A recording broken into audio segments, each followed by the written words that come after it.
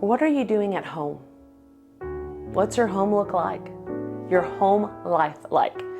What does it sound like? What does it look like? What happens in your home? I want to talk to you today about at home, because here's the thing. After some events have taken place, the Lord has really impressed upon me at home. And I know for Bluegrass Faith Church, the church that my husband and I pastor, that is one thing that we do every Sunday night. The last Sunday of every month, we have an at-home service. And I've been listening to other pastors and ministers over the last month, just ministering and just talking about different things. And this at home kept coming up in me and just kept, coming up in my spirit. And I was like, God, what is it?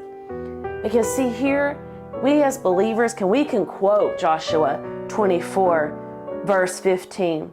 But as for me and my house, we will serve the Lord. That sounds good, right? We'll go around, we'll have it on our walls, and we'll say, but as for me and my house, we will serve the Lord. But I'm asking you, what does that look like? Because it says, as for me and my house, we'll serve the Lord. That comes from the home. That comes from inside. Not at church. That doesn't say, as for me and my house, we're going to go to church one Sunday a week or once a month. It doesn't say that. It says, for me and my house will serve the Lord. Where? In the house, in the home. So I'm asking you, what does the home in your house, what is it supposed to look like? Do you turn to Ephesians 5 and 6 and you read about the role of the children, the husband and the wife? Do you pray that? Do you live that? Is that what it's looking like? Because if we truly say, as for me and my house, we will serve the Lord, then we know that everything starts at home. I'm not dependent upon the public school to teach my son. I'm not dependent upon even the church to teach my son. We are told, if you teach, in Proverbs it tells, train up a child in the way that they shall go. For when they're old, they'll not depart from it. When we look at the crime and the evil that is going on in the world today, we go back to the home. And guess what? I've had this happen. So I'm speaking from experience. There was an event that happened with one of my brothers that we adopted. An event that happened and everyone pointed their fingers at the home.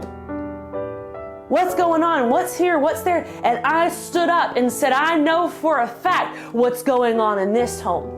We teach and we train. We live biblical principles. We discipline. Did you hear that? We discipline. Discipline's not a form of punishment. It is to teach and to train and to guide children in the way that they should go. Being there for the children. That's the most important ministry anyone has, is their family.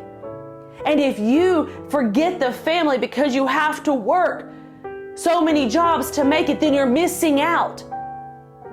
We should not want the world to teach and train our kids. In the wake of things that have happened lately, and you hear parents crying out, we did this, we taught them, we trained them, and what happened? They went off. And what we taught was corrupted. By what? The influences they had. What will stop the corruption? When we send our kids to camps or over to someone's house for a sleepover, or we send them off to college. What's going to stop that? What we do at home. What we do at home every day. Not just in the wake of people. Look at us. But what we do privately every day at home. It's a promise. So if we teach and we train our children, we love our husbands and we love our wife and we submit and we do exactly as the Bible says, it's promised that what we instill at home will become natural to us. And when we go into the world, we will have such a strong foundation of God and His Word at home, that when we go out and we look, we could be saying, that's not right. That's one thing I'm so grateful, that I live a life, and I try my best to live a life that's pleasing to God at home. So when my son is in the world, he can say, Mom, that's not right.